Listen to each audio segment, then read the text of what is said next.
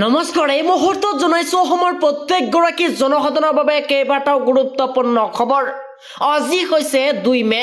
আজিৰ দিনটোত অসমৰ লগতে ভাৰতবৰ্ষৰ বিভিন্ন প্ৰান্তৰ পৰা কেইবাটাও গুৰুত্বপূৰ্ণ খবৰ।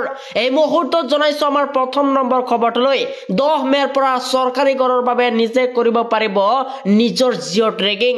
বিনামূলীয়া গ্ৰাহকলৈ মুখ্যমন্ত্ৰী হিমন্ত বিশ্ব শৰ্মাৰ ডাঙৰ ঘোষণা। 10 মেৰ পৰা 15 দিনৰ বাবে ৰাইজৰ বাবে মুকলি সেৱা।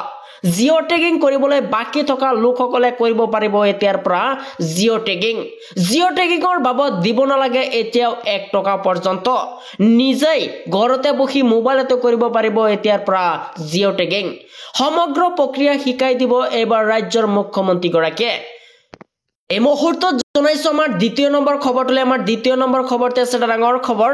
আজিৰ পৰা এটিএমৰ মাচুল বৃদ্ধি হ'ল দেশজুৰি। RBI দিছিল বেংকবোৰলৈ বিশেষ জাননী। 1 মেৰ পৰা বিনামূলীয়া মাহিলী ব্যৱহাৰ বাহিৰে এটিএমত আৰম্ভ হৈছে মাচুল প্ৰক্ৰিয়া। ৰিজাৰ্ভ বেংকে 28 মাৰ্চত বেংকবোৰলৈ দিছিল বিশেষ নোটিছ। এটিএমেৰে নগদ ধন উলিয়াৰ মাচুল 2 টকাৰ পৰা সৰ্বাধিক 23 টকা পৰ্যন্ত বৃদ্ধি। আৰু প্ৰতি মাহে 5 টাহে বিনামূলীয়া লেনদেনৰ সুযোগ পাব প্ৰত্যেকগৰাকী গ্ৰাহকে। নগদ ৰিচাইকেল মেচিনত কৰা লেনদেনৰ ক্ষেত্ৰতো প্ৰযোজ্য হ'ব এই নিৰ্দেশনা। আৰু প্ৰত্যেক লেনদেনৰ বাবদ আপুনি ভৰিব লাগিব 19 টকা পৰ্যন্ত। ইয়াৰ পূৰ্বে প্ৰত্যেক লেনদেনত ভৰিবলগীয়া হৈছিল 6 টকাকৈ। আৰু এটিএম ইণ্টাৰচেঞ্জ মাচুল বৃদ্ধিত মঞ্জুৰি দিছে এবাৰ ৰিজাৰ্ভ বেংক অফ ইণ্ডিয়াই। আৰু এটিএমৰ পৰা টকা ওলালে আজিৰ পৰা বেংকে ল'ব আপোনাৰ পৰা অধিক টকা।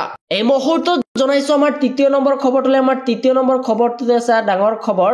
1 অক্টোবৰৰ পৰা ৰাজ্যৰ লাখ লাখ কৰ্মচাৰীৰ বাবে আহি গৈছে এক ডাঙৰ খবৰ। 1 অক্টোবৰৰ পৰা আশা কৰ্মীৰ দৰমহা বাঢ়িব। অংগনবাদী কৰ্মীৰ দৰমহা বাঢ়িব। লগতে অংগনবাদী কৰ্মী সহায়িকাৰ দৰমহা বাঢ়িব।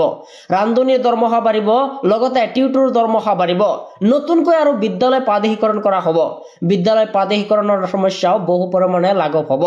নিৰ্বাচনী প্ৰচাৰৰ মাজতে মুখ্যমন্ত্ৰী ডক্টৰ হিমন্ত বিশ্ব শৰ্মাৰ এই বৃহৎ ঘোষণা। এই মুহূৰ্তত জনাইছো আমাৰ 4 নম্বৰ খবৰটোলৈ। আমাৰ 4 নম্বৰ খবৰতে আছে ডাঙৰ খবৰ। সংখ্যালঘু জনতাক অখিল গগৈয়ে দিছে এইবাৰ শপত।